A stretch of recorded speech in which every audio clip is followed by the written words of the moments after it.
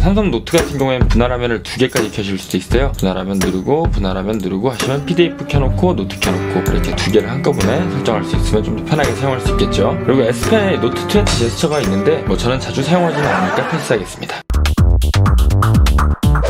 안녕하세요, AT입니다. 제가 나름 조회수가 잘 나왔던 영상인데요, 제가 하는 위주의 태블릿 기본 세팅, 초기 세팅입니다. 조회수가 많이 나온 이유는 많은 분들이 공감해 주시고 많이 따라해 주셨기 때문인 것 같아요. 이번 영상도 마찬가지로 잘 준비했습니다. 혹여 자꾸 아는 기능만 나온다 하시면은 오른쪽 상단에 톱니바퀴 버튼 누르시고 재생 속도를 2배로 해놓으시면은 요거는 빨리 지나가도 되네 하다가 모르는 기능 나왔다 하시면 배속을 조금 더 1배속으로 설정해 주신 다음에 보시면 조금 더 편하게 보실 수 있을 것 같아요. 아예 모르시는 분들은 처음부터 천천히 따라해보시면 좀 더 태블릿을 잘 활용할 수 있는 계기가 될 것 같습니다. 바로 시작합니다. 근데 시작하기 전에 저번 영상에서 제가 말씀을 드렸지만 제일 먼저 설명해드리고 싶은 기능이 덱스 기능이에요. 화면 안에 있는 파일을 좀 더 쉽게 이동할 수 있고 이런 거는 기본적으로 가능을 하고요. 추가적으로 갤럭시 태블릿을 사용하는데 플래그십 모델에만 지원을 하는 기능인데요, 기본적으로 설정에서 유용한 기능에서 삼성 덱스 요거 켜주시면 바로 들어가실 수도 있고 사용함으로 누르셔도, 아니면은 상단 바에서 오른쪽에 가시면은 덱스를 바로 사용할 수도 있습니다.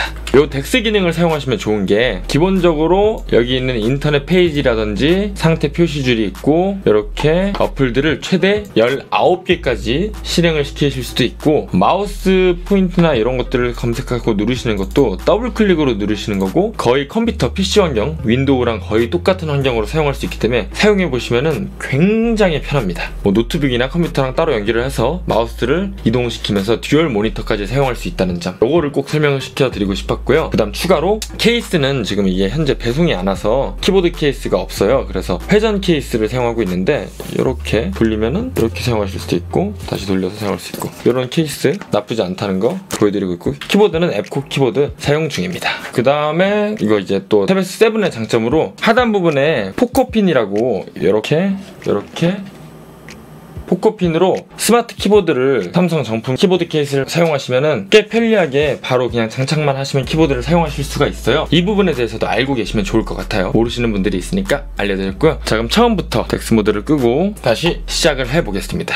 자, 첫 번째 자동 회전입니다. 자동 회전은 이렇게 들어가셔서 자동 회전의 내비게이션 바에 회전 버튼 표시라는 게 체크가 되시면은 이렇게 돌리셨을 때 이렇게 자동 회전 버튼을 꺼놔도 이렇게 돌리시면은 오른쪽 상단에 회전 버튼이 나오죠. 요거 클릭하시면은 회전을 시킬 수 있다는 점, 요거 항상 체크해 놓으시면 편하시고요. 두 번째로 블루라이트 필터입니다. 저녁에 또 태블릿 보시는 분이 많으시잖아요. 상단 바를 내리셔서 블루라이트 필터를 설정을 해 놓으시는데 강도도 설정해 놓으실 수 있다는 점 일단 끄고 사용 중이고, 세 번째는 야간 모드입니다. 마찬가지로 설정에서 디스플레이어에 들어가셔서 다크 모드 사용해 주시면은 흰 화면보다는 눈이 좀 덜 아프고, 개인적으로 검정색 화면을 좋아하기 때문에 다크 모드를 항상 사용 중입니다. 상태 표시줄 최적화입니다. 뭐 했던 기능들도 있고 아시는 기능들도 있을 수 있으니까 최대한 빠르게 진행하겠습니다. 여기서 밝기 최적화를 저는 꺼주는 편입니다. 원하는 밝기를 항상 유지시켜주는 편이고요. 그리고 버튼 순서에 들어가셔서 원하시는 자주 쓰는 것들을 꼭 누르셔서 이동하시면서 사용하실 수 있다는 점, 저 같은 경우에 아까 덱스 모드를 많이 사용하니까 앞쪽에다 끌어 놓으시면은 QR코드보다 이런 걸 넣으시면 좀 더 편하게 사용할 수 있겠죠. 그리고 빠른 설정 창 구성에 가셔서 밝기를 맨 위에 표시랑 미디어 및 디바이스 표시를 둘 다 켜주시면은 상단바를 내리셨을 때 밝기가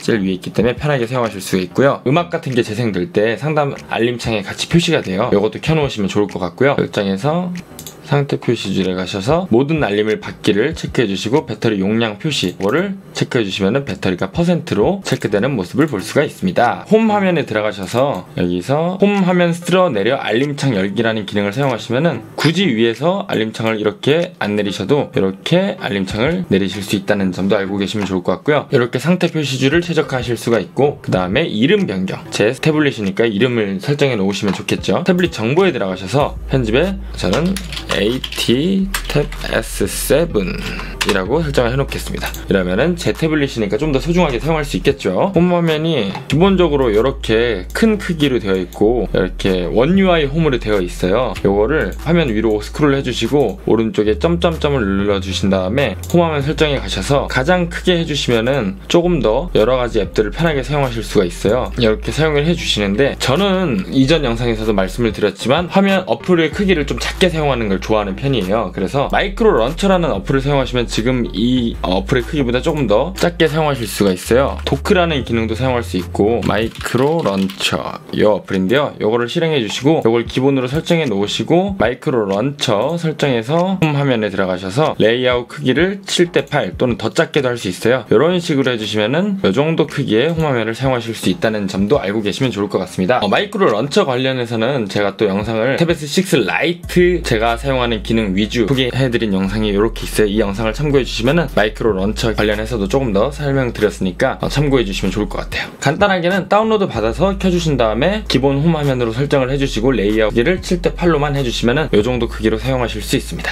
기본적으로 앱 베어를 더 작게 사용하시면은 좀 더 여러가지 어플들을 많이 사용할 수 있으니까 꽤 편한 것 같아요. 그 다음 설정에서 애니메이션 효과를 꺼주실 수가 있어요. 유용한 기능에 들어가셔서 하단 부분에 내리면은 애니메이션 줄이기라는 기능이 있죠. 이 정도만 딱 사용해 주셔도 홈을 이렇게 끌 때 좀 더 빠르게 꺼지는 모습을 볼 수가 있죠. 그 다음에 두 번 눌러 화면 켜기를 꼭 설정을 해주시면 좋아요. 설정에 들어가셔서 유용한 기능에 모션 및 제스처에 들어가시고요. 화면이 꺼져 있는 상태에서 이 기능을 활성화시켜 주시면은 터치로 이렇게 화면을 켤 수 있다는 점이 있고요. 내비게이션 바를 없애실 수가 있어요.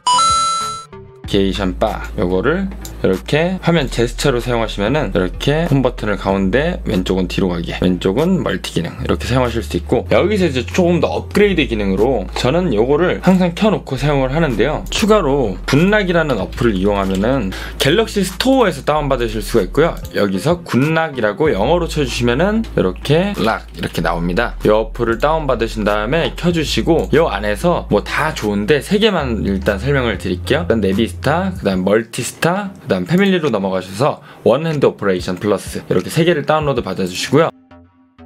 방법은 어플을 실행해 주신 다음에 내비스타를 다운받아 주셔서 새로 만들기를 누르셔서 버튼 배치에 버튼 추가 뭐 다른 여러 가지도 있지만 저는 개인적으로 화면 캡처, 화면 끄기 이렇게 2개를 추가하시면 이렇게 사용할 수 있다는 점. 이렇게 내비게이션 바가 오히려 더 생겼죠. 저는 이렇게 직관적인 걸 좋아하고 추가로 여기는 화면 끄기를 누르면 화면이 꺼져요. 그 다음에 캡처 버튼을 누르면 캡처를 할 수 있어요. 아무래도 태블릿 같은 경우에는 크기가 크다 보니까 이런 기능들을 사용하시면은 조금 더 편하게 태블릿을 사용할 수가 있어요.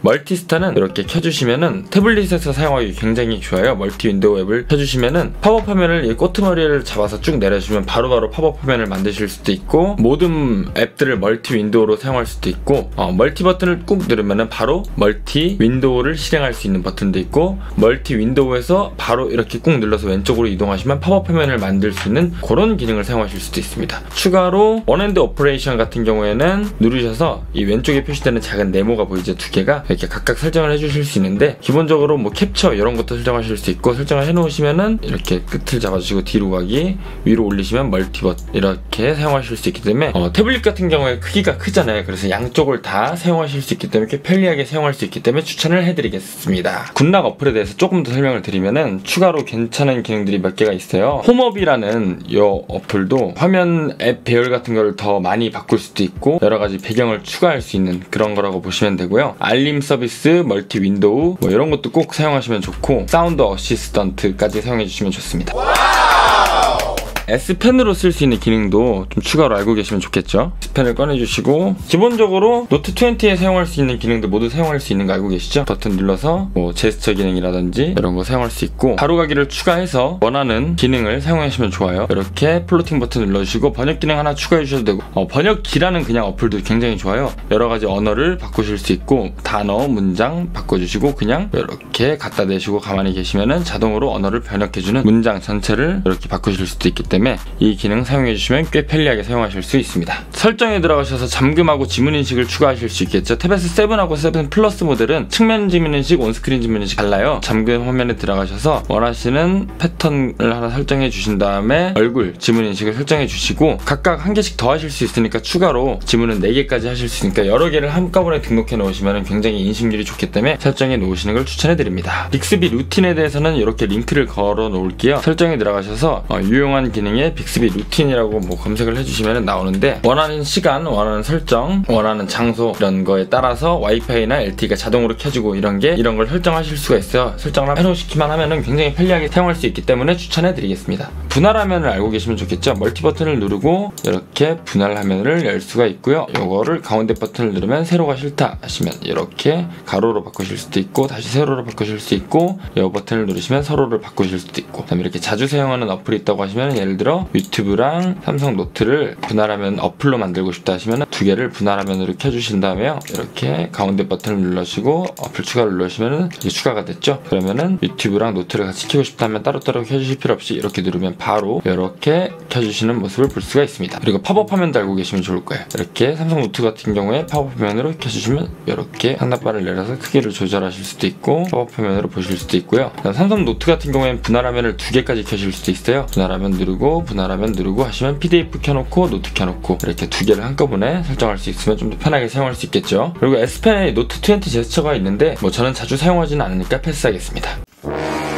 로테이션 컨트롤이라는 어플이 있는데, 이것도 구글 스토어에서 다운로드를 받아주시면요, 이렇게 생긴 어플이에요. 가로 세로 이런 거를 직접 하나하나 고정을 할 수 있어요. 원치 않을 때 가로 세로가 풀리는 경우가 있는데, 이걸 사용하시면 조금 더 안정적으로 사용할 수가 있습니다. 이렇게 누르면은 원하는 대로 움직이는 모습을 볼 수가 있습니다. 자동회전. 이 어플 꼭 다운로드 받는 걸 추천해드리고요. 설치하신 다음에 이렇게 두 개 켜주시면 됩니다. 마이크로 런처에서도 이렇게 화면을 끌 수 있는 기능이 있잖아요. 추가로 바탕화면을 꾹 누르시면은 이렇게 화면을 끌 수 있는 기능도 있어요.